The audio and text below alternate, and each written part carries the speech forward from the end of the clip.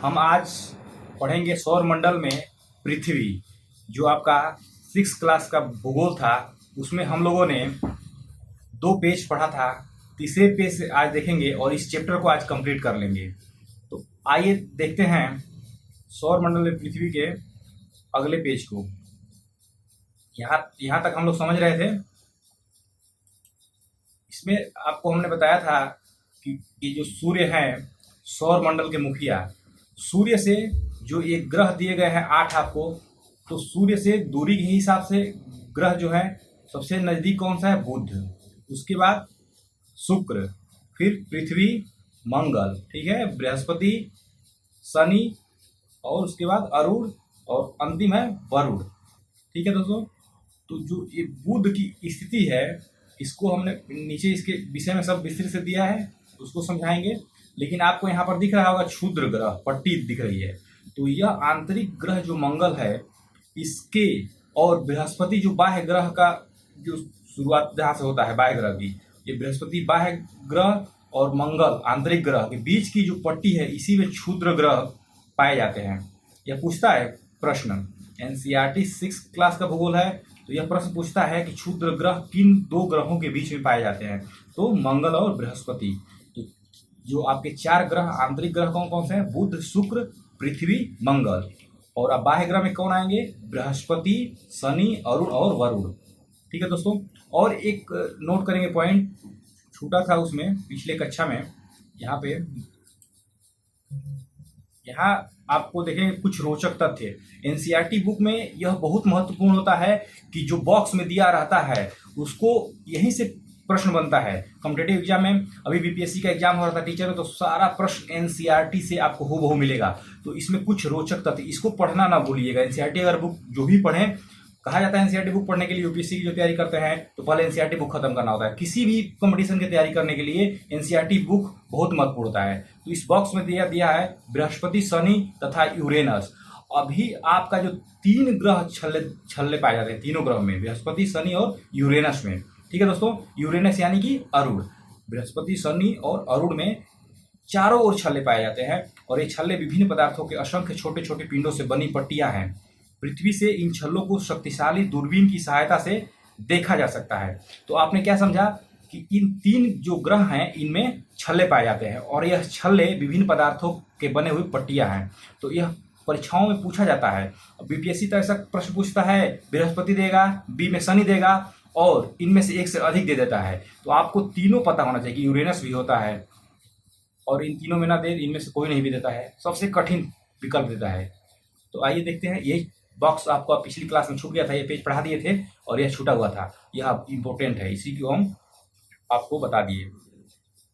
चलिए आइए देखते हैं अगला पेज। जो ग्रह के विषय में आपको यहाँ से हमको स्टार्ट करना था, पढ़ना था। तो आपको हम समझाएं आंतरिक ग्रह, बाह्य ग्रह, क्षुद्र पट्टी किस ग्रह के बीच में पाई जाती है? मंगल, बृहस्पति। आइए इनके विषय में कुछ पॉइंट देखते हैं।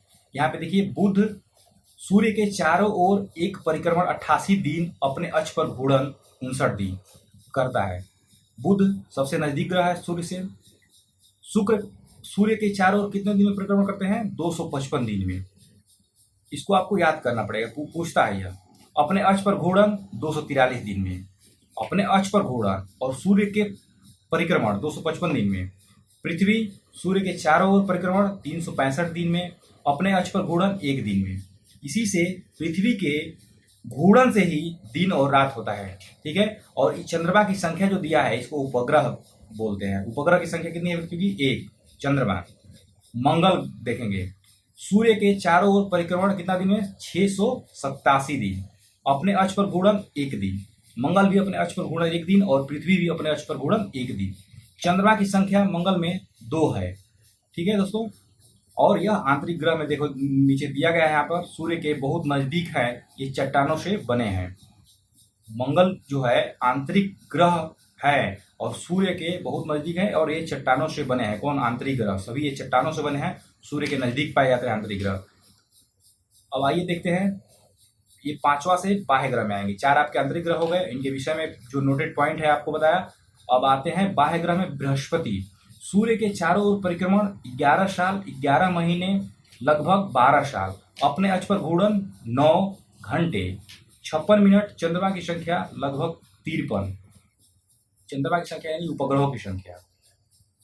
अब छठे में शनि है, और शनि भी बाह्य ग्रह में आएगा। सूर्य के चारों ओर एक परिक्रमण 29 साल 5 महीने, अपने अक्ष पर घूर्णन 10 घंटे 40 मिनट, और चंद्रमा की संख्या यानी कि उपग्रहों की संख्या लगभग 53। यानी कि बृहस्पति और शनि में जो उपग्रह की संख्या है 53 एनसीईआरटी में दिया है 6 के भूगोल में। यहाँ पे आपका घट बढ़ सकता है, लेकिन एनसीईआरटी में जो दिया है उसी को मानेंगे। आइए यूरेनस को देखते हैं, अरुण को। सूर्य के चारों ओर एक परिक्रमण 84 साल, अपने अक्ष पर घूर्णन 17 घंटे 14 मिनट, चंद्रमा की संख्या यानी कि उपग्रहों की संख्या कितनी है अरुण में? 27। नेपच्यून, इसको हिंदी में बोलेंगे वरुण। सूर्य के चारों ओर एक परिक्रमण 164 साल, अपने अक्ष पर घूर्णन 16 घंटे 7 मिनट, चंद्रमा की संख्या यानी कि उपग्रहों की संख्या 13। ठीक है दोस्तों, यह हमने पढ़ा बाह्य ग्रह के विषय में, यानी कि बृहस्पति, शनि और अरुण वरुण। बाह्य ग्रह सूर्य से बहुत दूर है, बाह्य ग्रह सूर्य से बहुत दूर है, बहुत बड़े आकार के हैं, और ये गैस और तरल पदार्थों से बने हैं। और जो आपके आंतरिक ग्रह पूछता है किससे बने हैं, तो चट्टानों से बने हैं और सूर्य के नजदीक पाए जाते हैं। ठीक है, तो इस पेज को, अगला पेज देखते हैं हम लोग। अगले पेज में हम लोग देखेंगे आसमान में दिखने वाला चंद्रमा क्या है? एक उपग्रह है। यह हमारी पृथ्वी का सहचर है तथा इसके चारों ओर चक्कर लगाता है। चंद्रमा पृथ्वी के चारों ओर चक्कर लगाता है और यह पृथ्वी का सहचर है। हमारी पृथ्वी के समान 7 अन्य ग्रह हैं जो सूर्य से प्रकाश एवं ऊष्मा प्राप्त करते हैं। उनमें से कुछ के पास अपनी चंद्रमा भी है। चंद्रमा अर्थात उपग्रह, कुछ के पास उपग्रह है और कुछ के पास उपग्रह नहीं है। तो हमारी पृथ्वी के समान 7 अन्य ग्रह हैं। पृथ्वी भी एक ग्रह है और इसके अलावा 7 ग्रह हैं। टोटल कितने ग्रह हैं? 8। ठीक है, तो आइए अब नीचे देखते हैं ये सौर मंडल। सौर मंडल क्या है, इसके विषय में नीचे लिखा गया है। सूर्य, 8 ग्रह, उपग्रह, कुछ अन्य खगोलीय पिंड जैसे क्षुद्र ग्रह एवं उल्का पिंड मिलकर सौर मंडल का निर्माण करते हैं। उसे हम सौर परिवार का नाम देते हैं, जिसका मुखिया सूर्य है। सौर मंडल का मुखिया कौन है? सूर्य है। ठीक है दोस्तों, और सूर्य सौर मंडल का 99.6% हिस्सा सूर्य है। उसके अलावा अन्य उल्का पिंड, आपका जो ये खगोलीय पिंड है, क्षुद्र ग्रह हैं, सभी हैं। 0.4 में ये लोग सभी हैं। सूर्य कितना हिस्सा है सौर मंडल का? 99.6%। ठीक है दोस्तों, आइए देखेंगे आगे। सौर मंडल में हमने बताया कि सौर मंडल में जो सूर्य है 99.6 या 86% लगभग इसका हिस्सा है सूर्य का। उसके बाद अन्य आपके खगोलीय पिंड है, क्षुद्र ग्रह है, उल्का पिंड है, और सौर मंडल का ये निर्माण करते हैं सभी मिलकर के। और सूर्य इसका मुखिया है, किसका? सौर मंडल का। अब सूर्य के विषय में देखेंगे, नीचे देखिए हेडिंग दिया सूर्य। सूर्य सौर मंडल के केंद्र में स्थित है। यह बहुत बड़ा है एवं अत्यधिक गर्म गैसों से बना है। इसका खिंचाव बल इससे सौर मंडल को बांधे रखता है। सूर्य सौर मंडल के लिए प्रकाश एवं ऊष्मा का एकमात्र स्रोत है। सौर मंडल का ऊष्मा और प्रकाश का स्रोत कौन है? केवल सूर्य है, एकमात्र स्रोत दिया है। देखिए, लेकिन यहाँ से आप नोट कर सकते हैं, यह आपको बताया कि इसको नोटेड पॉइंट है यहाँ पे, सूर्य सौर मंडल के केंद्र में स्थित है, तो इसको हाईलाइट कर लेंगे आप लोग। और इसका खिंचाव बल इससे सौर मंडल को बांधे रखता है। सूर्य सौर मंडल के लिए प्रकाश ऊष्मा एकमात्र स्रोत है, लेकिन हम इसकी अत्यधिक तेज ऊष्मा को महसूस नहीं करते हैं, क्योंकि सबसे नजदीक का तारा होने के बावजूद यह हमसे बहुत दूर है। क्योंकि सौर मंडल में जो सूर्य है सबसे नजदीक का तारा है। ठीक है, सूर्य जो सौर मंडल में सबसे नजदीक का तारा है, लेकिन हमसे बहुत दूर होने के कारण इसे हम महसूस नहीं कर सकते हैं। ऊष्मा और प्रकाश अगर नजदीक रहता तो पृथ्वी पर रहना असहनीय रहता, तो इसीलिए हम महसूस नहीं कर पाते हैं। अपने पर्याप्त जितना होता है उतना ही ऊष्मा और प्रकाश ले पाते हैं। सूर्य पृथ्वी से लगभग 15 करोड़ किलोमीटर दूर है। कितना? यहाँ पे नोटेड पॉइंट है ये, सूर्य पृथ्वी से 15 करोड़ किलोमीटर दूर है। अब देखिए, सूर्य के बारे में आपने जाना। सूर्य के विषय में और नोटेड पॉइंट आपको बता रहे हैं। ये सूर्य बने किन गैसों से हैं, सूर्य किन किन गैसों से मिलकर के बने हैं? तो सूर्य 71% हाइड्रोजन और 26.5% हीलियम और 2.6% अन्य गैसों से मिलकर के सूर्य का निर्माण हुआ है। कौन कौन सा? हीलियम, हाइड्रोजन और 2.6% अन्य। इसमें हाइड्रोजन का कितना है? 71% हाइड्रोजन है, 26.5% हीलियम है, 2.6% अन्य गैसें हैं। ठीक है दोस्तों, तो आइए आगे देखते हैं। तो हम लोग देखेंगे ग्रह को। यहाँ पर देखिए हेडिंग अगला क्या है? ग्रह। हमारे सौर मंडल में 8 ग्रह हैं। सूर्य से दूरी के अनुसार वे हैं कौन कौन से? सूर्य से दूरी के हिसाब से कौन है? Budh, Shukra, Prithvi, Mangal, Brihaspati, Shani, Uranus, Neptune. Uranus को अरुण बोलेंगे, नेपच्यून को वरुण। ठीक है दोस्तों, तो यह सूर्य के दूरी के हिसाब से क्रम दिया गया है ग्रहों का। तो पहला सूर्य के हिसाब से सबसे नजदीक कौन है? बुध है, दूसरे पर शुक्र, और दूरी बढ़ती जा रही है। यहाँ पर सूर्य से बढ़ते क्रम में दिया गया है, तो बुध, शुक्र, पृथ्वी, मंगल। मंगल तक आपका यह आंतरिक ग्रह हो जाएंगे, और बाह्य ग्रहों में बृहस्पति, शनि, अरुण, वरुण। और बृहस्पति और मंगल के बीच में आप देख सकते हैं यहाँ पर क्या पाए जाते हैं? क्षुद्र ग्रह। क्षुद्र ग्रह पट्टी पाई जाती है। तो अब यहाँ देखेंगे बॉक्स में दिया गया है सूर्य से उनकी दूरी के अनुसार अंग्रेजी में ग्रहों के नाम याद रखने का आसान तरीका लिखा गया है, यानी ट्रिक दिया गया है। My very efficient mother just served us nuts. ठीक है दोस्तों, यहाँ पर देख लेंगे, यही ट्रिक है जो यहाँ पर हमने हाईलाइट किया है। ये जो हाईलाइट हो रहा है यही ट्रिक है। अक्षरों से बना हुआ है। एम से आपका मरकरी हो जाएगा, उसके बाद बी से वीनस, ई से अर्थ, एम से मार्स, जे से जुपिटर, एस से स्टर्न, यू से यूरेनस, एन से Neptune. My very efficient mother just served us nuts. ठीक है, यह आसान तरीका है इंग्लिश में याद करने का। इंग्लिश में भी नाम पूछा जाता है ग्रहों का, तो क्रम से दिया गया है सूर्य का दूरी के हिसाब से। तो अब हम देखेंगे, बॉक्स को देख लेंगे। यहाँ पर देखिए, बहुत जरूरी होता है एनसीईआरटी बुक में बॉक्स को देखना। उसमें नया तथ्य दिया रहता है, और यही तथ्य डायरेक्ट परीक्षाओं में प्रश्न बनता है। तो शब्द की उत्पत्ति, ऐसे बहुत से शब्द जिनका उपयोग हम एक भाषा में करते हैं, अक्सर वे दूसरी भाषाओं से लिए गए शब्द हो सकते हैं। उदाहरण के लिए जियोग्राफी एक अंग्रेजी शब्द है। ठीक है, जियोग्राफी क्या है? अंग्रेजी शब्द है। इसका यह ग्रीक भाषा से लिया गया है, जिसका अर्थ है पृथ्वी का विवरण। ठीक है, इसका अर्थ है पृथ्वी का विवरण। यह 2 ग्रीक शब्दों से मिलकर बना है, जिनमें जी ई शब्द का क्या अर्थ होता है? जी का अर्थ होता है पृथ्वी एवं ग्राफिया। जी हो गया, उसके बाद ग्राफिया का अर्थ होता है आपका लिखना। तो पृथ्वी के विषय में जो विवरण आप ढूंढते हैं उसी को हम जियोग्राफी बोलते हैं। ठीक है, तो आप बॉक्स में देख सकते हैं। इसके बारे में और जानेंगे अधिक। जियो प्लस लॉजी, जियो प्लस मेट्री, जियो प्लस आइड। तो जियो प्लस लॉजी मतलब पृथ्वी का अध्ययन, जियो प्लस मेट्री मतलब पृथ्वी का मापन, और जियो प्लस आइड मतलब पृथ्वी के आकार के अनुरूप। ठीक है, ये बॉक्स को हमने अध्ययन किया, तो इस तथ्य को जानना बहुत जरूरी होता है। आइए हम सौर मंडल से अब यहाँ पर देखेंगे, निचला लाइन पढ़ेंगे। सौर मंडल के सभी 8 ग्रह एक निश्चित पथ पर सूर्य का चक्कर लगाते हैं। ये रास्ते दीर्घवृत्ताकार फैले हुए हैं। जो हमारे ग्रह हैं सूर्य के चारों तरफ जिस पथ पे चक्कर लगाते हैं, वह पथ कैसा है? दीर्घवृत्ताकार। यह भी यहाँ से आपका प्रश्न बन सकता है कि वह पथ कैसा है, गोलाकार है कि दीर्घवृत्ताकार है या आयताकार है, कुछ भी विकल्प में दे सकता है। तो आप यहाँ पर नोट कर लेंगे कि दीर्घवृत्ताकार है जो पथ होता है, और उसी पथ को कक्ष बोलते हैं। आइए आगे देखते हैं। अपनी कक्षा में सूर्य के चारों ओर एक चक्कर लगाने में इसे 88 दिन लगते हैं। किसको? बुध को। बुध सबसे नजदीक ग्रह है सूर्य से, और 88 दिन इसको चक्कर लगाने में लगते हैं। सूर्य को पृथ्वी का जुड़वा ग्रह माना जाता है, क्योंकि इसका आकार एवं आकृति लगभग पृथ्वी के ही समान है।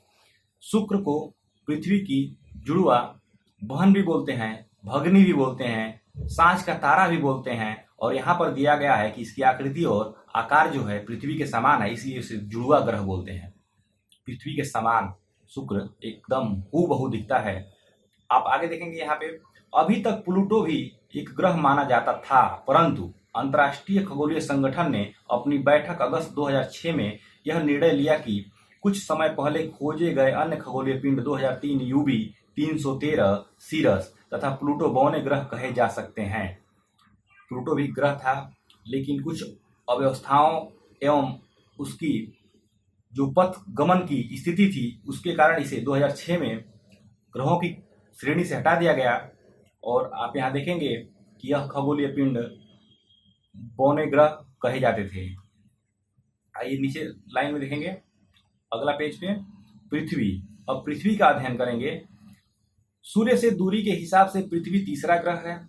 दूरी के हिसाब से पहला बुध, दूसरा शुक्र और पृथ्वी का क्रम तीसरा होता है। आकार में यह पांचवा सबसे बड़ा ग्रह है। आकार में देखेंगे तो पृथ्वी पांचवा सबसे बड़ा ग्रह है और सबसे बड़ा ग्रह आकार में कौन सा है? बृहस्पति। सबसे छोटा बुध। आकार में भी आपका बुध सबसे छोटा ग्रह। यह ध्रुवों के पास थोड़ी चपटी है। यही कारण है कि इसके आकार को भूआव कहा जाता है। भूआव का अर्थ है पृथ्वी के समान आकार। ठीक है, भूआव का अर्थ है पृथ्वी के समान आकार और पृथ्वी अपने ध्रुवों पर चपटी है। जीवन के लिए अनुकूल परिस्थितियां संभवतः केवल पृथ्वी पर ही पाई जाती हैं। पृथ्वी न तो अधिक गर्म है और न ही अधिक ठंडी। यहाँ पानी एवं वायु उपस्थित है जो हमारे जीवन के लिए आवश्यक है। और वायु में जीवन के लिए आवश्यक गैसें कौन सी हैं? वायु में जीवन के लिए आवश्यक गैसें हैं, ऑक्सीजन मौजूद है इसमें। ठीक है, वहां पर वायु पाया जाता है जो हमारे जीवन के लिए अनुकूल है और इसमें वायु में ऑक्सीजन पाया मौजूद है। इन्हीं कारणों से पृथ्वी सौरमंडल का अद्भुत ग्रह है। अन्य ग्रहों पर वायु नहीं पाया जाता है और वायु पाया भी जाता है तो ऑक्सीजन की मात्रा एकदम कम होती है, लेकिन पृथ्वी पर ऑक्सीजन जो जीवन के लिए उपयोगी है, अति आवश्यक है, वह पाया जाता है। इसलिए अद्भुत ग्रह है। अपने 8 ग्रहों में पृथ्वी एक अद्भुत ग्रह है। अंतरिक्ष में से देखने पर पृथ्वी नीले रंग की दिखाई पड़ती है। क्यों? आगे देखते हैं। क्योंकि इसकी 2/3 सतह पानी से ढका हुआ है। 3 हिस्से में 2 भाग पानी से ढका हुआ है पृथ्वी, इसलिए अंतरिक्ष से देखने पर नीला दिखाई देता है।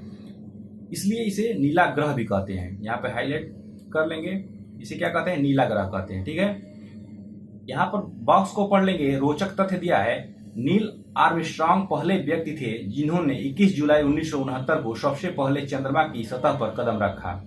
ठीक है, नील आर्मस्ट्रांग थे। आगे इसमें लिखा है, क्या कोई भारतीय चंद्रमा पर गया? इसको पता लगाना है।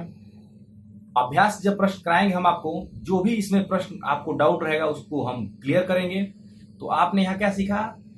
दुनिया में सबसे पहले व्यक्ति जो चंद्रमा पर गए थे कौन थे? नील आर्मस्ट्रांग पहले व्यक्ति जिन्होंने 21 जुलाई 1969 को सबसे पहले चंद्रमा की सतह पर, ध्यान दीजिएगा यहाँ पर चंद्रमा की सतह पर, न कि अंतरिक्ष में कह रहा है, चंद्रमा की सतह पर नील आर्मस्ट्रांग 21 जुलाई 1969 को कदम रखे थे। ठीक है, भारत के बारे में पता करना है। अब देखेंगे चंद्रमा। चंद्रमा के विषय में जानेंगे। हमारी पृथ्वी के पास केवल एक उपग्रह है, चंद्रमा। चंद्रमा क्या है? उपग्रह है। इसका उपग्रह है पृथ्वी का। ठीक है, इसका व्यास पृथ्वी के व्यास का केवल 1/4 है। पृथ्वी के व्यास के 1/4 व्यास किसका है? चंद्रमा का। यह इतना बड़ा इसलिए प्रतीत होता है क्योंकि हमारे ग्रह के सबसे नजदीक है। हमारे ग्रह यानी पृथ्वी के सबसे नजदीक है, इसलिए हमें बड़ा प्रतीत होता है। अन्य खगोलीय पिंडों की अपेक्षा यह नजदीक है। अन्य खगोलीय पिंड पृथ्वी से दूर है, चंद्रमा नजदीक है। और यह हमसे लगभग 3,84,400 किलोमीटर दूर है। हमसे यानी कि पृथ्वी से, पृथ्वी पर हम रहते हैं तो यहाँ पर इस शब्द को समझेंगे। यहाँ हमसे लगभग 3,84,400 किलोमीटर दूर है। अब आप पृथ्वी से सूर्य एवं चंद्रमा की दूरियों का तुलना कर सकते हैं। ऊपर वाले पेज पे हमने सूर्य की जो दूरी थी पृथ्वी से, वह बताया आपको 15 करोड़ किलोमीटर दूर। ठीक है, और चंद्रमा की दूरी 3,84,400 किलोमीटर दूर। और कहाँ? सूर्य से पृथ्वी की दूरी 15 करोड़ किलोमीटर दूर।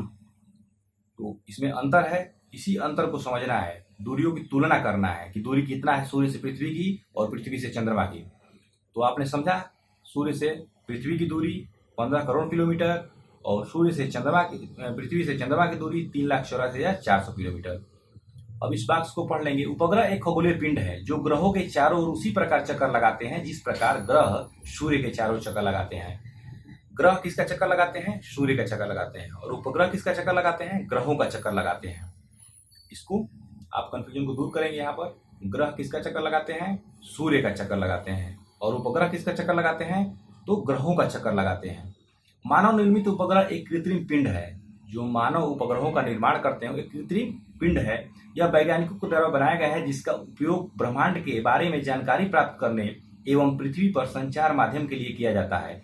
इसे रॉकेट के द्वारा अंतरिक्ष में भेजा जाता है एवं पृथ्वी की कक्षा में स्थापित कर दिया जाता है। अंतरिक्ष में उपस्थित कुछ भारतीय उपग्रह इनसेट, IRS, एडुसैट इत्यादि हैं। जैसे कि आप देखेंगे कि चंद्रयान 1, चंद्रयान 2 ये सब प्रक्षेपण किया जाता है। यह मानव निर्मित उपग्रह है। ठीक है, आइए अगले पेज पे चलते हैं। चंद्रमा पृथ्वी का एक चक्कर लगभग 27 दिन में पूरा करता है। कितना दिन में? 27 दिन में। चंद्रमा पृथ्वी का एक चक्कर 27 दिन में पूरा करता है। लगभग इतने ही समय में यह अपने अक्ष पर एक चक्कर भी पूरा करता है। और अपने अक्ष पर एक चक्कर पूरा करने में भी 27 दिन ही लगाता है। कौन? चंद्रमा। पृथ्वी का भी चक्कर लगाने में 27 दिन लगाता है एक चक्कर, और अपने अक्ष पर भी एक चक्कर लगाने में 27 दिन का समय लेता है। इसके परिणाम स्वरूप पृथ्वी से हमें चंद्रमा का केवल एक ही भाग दिखाई पड़ता है। जब यह चक्कर लगाता है पृथ्वी का या अपने अक्ष पर, तो जो परिणाम है एक भाग केवल पृथ्वी से चंद्रमा का दिखाई देता है। नीचे देखेंगे, चंद्रमा की परिस्थितियां जीवन के लिए अनुकूल नहीं है। यहाँ न पानी है और न वायु है। जीवन के लिए क्या चाहिए? पानी और वायु तो अति आवश्यक है जीने के लिए, और यही चंद्रमा पर नहीं है। तो जीवन के लिए चंद्रमा की जो परिस्थितियां हैं अनुकूल नहीं है। इसकी सतह पर पर्वत, मैदान एवं गड्ढे हैं, जो चंद्रमा की सतह पर छाया बनाते हैं। पूर्णिमा के दिन चंद्रमा पर इनकी छाया को देखा जा सकता है। जो छाया बनता है चंद्रमा पर परिक्रमण करते हुए पृथ्वी के, तो इस छाया को पूर्णिमा के दिन देखा जा सकता है। कब? पूर्णिमा के दिन। अब नीचे आपका क्षुद्र ग्रह है, इसको देख लेते हैं। तारों, ग्रहों, उपग्रहों के अतिरिक्त असंख्य छोटे पिंड भी सूर्य के चारों ओर चक्कर लगाते हैं। इन पिंडों को क्या कहते हैं? क्षुद्र ग्रह कहते हैं। ये मंगल एवं बृहस्पति की कक्षाओं के बीच में पाए जाते हैं। वैज्ञानिकों के अनुसार क्षुद्र ग्रह के भी भाग होते हैं, जो कि बहुत वर्ष पहले विस्फोट के बाद ग्रहों से टूटकर अलग हो गए। यह जो क्षुद्र ग्रह हैं ये ग्रहों के ही भाग हैं, लेकिन बहुत पहले विस्फोट से यह टूट करके अलग हो गए और इन्हें क्षुद्र ग्रह की श्रेणी में रखा गया। अब नीचे हेडिंग है आपका उल्का पिंड। क्षुद्र ग्रह समझ गए आप लोग कि तारों, ग्रहों एवं उपग्रहों के अतिरिक्त असंख्य छोटे पिंड को जो सूर्य के चारों ओर चक्कर लगाते हैं, इन पिंडों को क्षुद्र ग्रह कहते हैं। यानी कि सूर्य के चारों तरफ चक्कर लगाने वाले असंख्य छोटे पिंडों को क्षुद्र ग्रह कहते हैं। उल्का पिंड। अब आप जानेंगे कि उल्का पिंड क्या है। सूर्य के चारों ओर चक्कर लगाने वाले पत्थरों के छोटे टुकड़ों को उल्का पिंड कहते हैं। उल्का पिंड भी सूर्य के चारों तरफ चक्कर लगाते हैं और यह पत्थरों के छोटे छोटे टुकड़े हैं। कभी कभी ये उल्का पिंड पृथ्वी के इतने नजदीक आ जाते हैं कि इनकी प्रवृत्ति पृथ्वी पर गिरने की होती है। इस प्रक्रिया के दौरान वायु के साथ घर्षण होने के कारण ये गर्म होकर जल जाते हैं। जब यह पृथ्वी के नजदीक आते हैं तो पृथ्वी वायुमंडल है और वायुमंडल के जो घर्षण के कारण यह गर्म होकर के जल जाते हैं। कौन? उल्का पिंड। उल्का पिंड पत्थरों के टुकड़े हैं, सूर्य के चारों ओर चक्कर लगाते हैं। ये सभी सारा पॉइंट आप नोट करेंगे। यह क्या है? सूर्य के छोटे छोटे टुकड़े हैं और यह उल्का पिंड देखिए पृथ्वी पर गिरने पर यह क्या होते हैं? जल जाते हैं। किससे? वायु के घर्षण के कारण। फलस्वरूप चमकदार प्रकाश उत्पन्न करते हैं। कभी कभी कोई उल्का पूरी तरह जले बिना पृथ्वी पर गिरती है, जिससे धरातल पर गड्ढे बन जाते हैं। अगर कोई पूरी तरह अगर जला नहीं है, थोड़ा बचा है, पत्थर का टुकड़ा जिसे उल्का पिंड कहते हैं, और पृथ्वी पर गिरेगा तो वह क्या करेगा? गड्ढा बन जाता है।